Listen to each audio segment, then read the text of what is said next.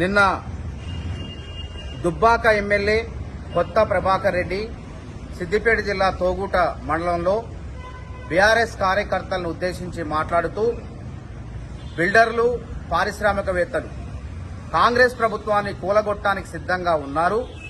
మరి వారంతా మాతో మాట్లాడారు.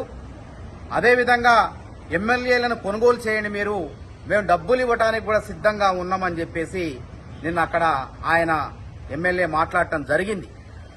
ఇది ప్రజాస్వామ్యాన్ని కూనీ చేసే చర్య. మేము అందుకే ఇది అప్రజాస్వామికమైనటువంటి విధానం అని చెప్పేసి ఈరోజు బేగం బజార్ పోలీస్ స్టేషన్లో తక్షణమే ఎమ్మెల్యే కొత్త ప్రభాకర్ రెడ్డిని అరెస్ట్ చేసి కాంగ్రెస్ ప్రభుత్వాన్ని కూలగొట్టే కుట్రలకు పాల్పడిన కాంట్రాక్టర్లు ఎవరో, అదేవిధంగా బిల్డర్లు ఎవరో బయట పెట్టాల్సిందిగా బేగం బజార్ సీఐ గారికి మరి ఫిర్యాదు చేయడం జరిగింది. కాబట్టి